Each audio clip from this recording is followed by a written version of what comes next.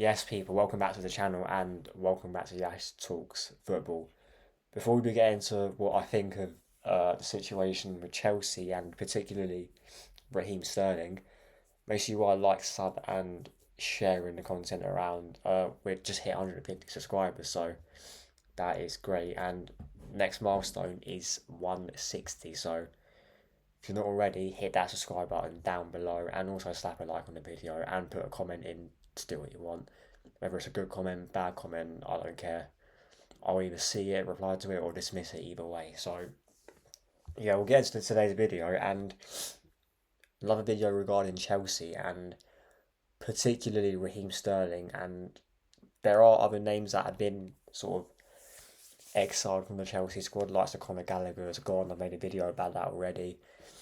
We are going to talk about Sterling today and his sort of dramatised situation, if I want to call it that, because Enzo Maresca on a press conference, might have been midweek actually, because I think they played tonight, I think, in the Conference League, in the Conference League playoffs.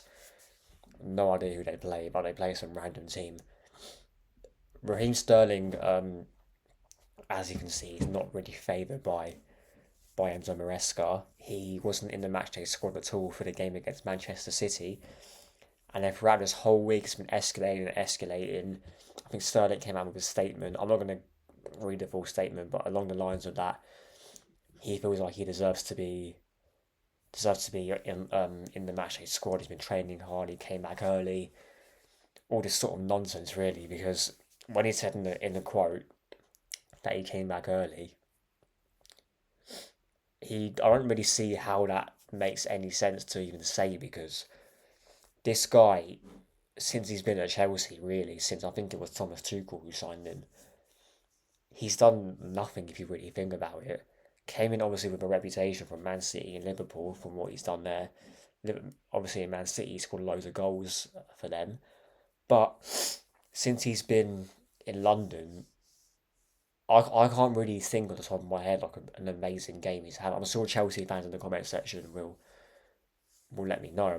Apart from, I guess you could say, one game against Man City last season at the Etihad and at Stamford Bridge, if you want to think of that. I can't really think of any other sort of performance that stands out and think, oh, this is a really good performance from Sterling, because from what I've seen, he hasn't.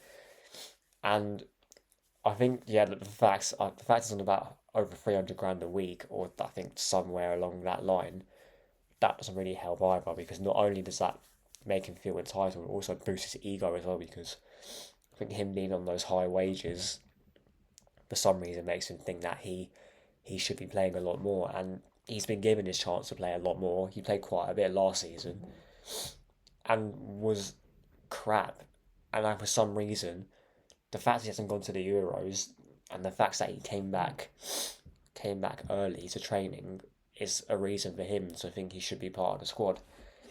And Enzo Maresca done something that I like. I really like what he done, and basically said to Sterling, "You're not in my matchday squad."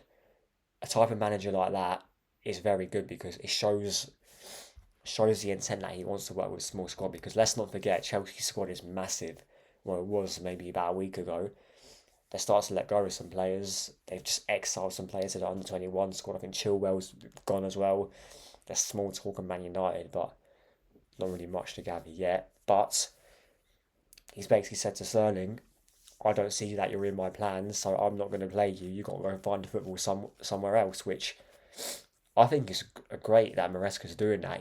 At least he's sort of standing his authority on the team, unlike what Maurizio Pochettino done. And that's one thing I wish more managers done in the Premier League, and at least then it'll show the board, right, Sterling's not in my plans, I need to get another attacker.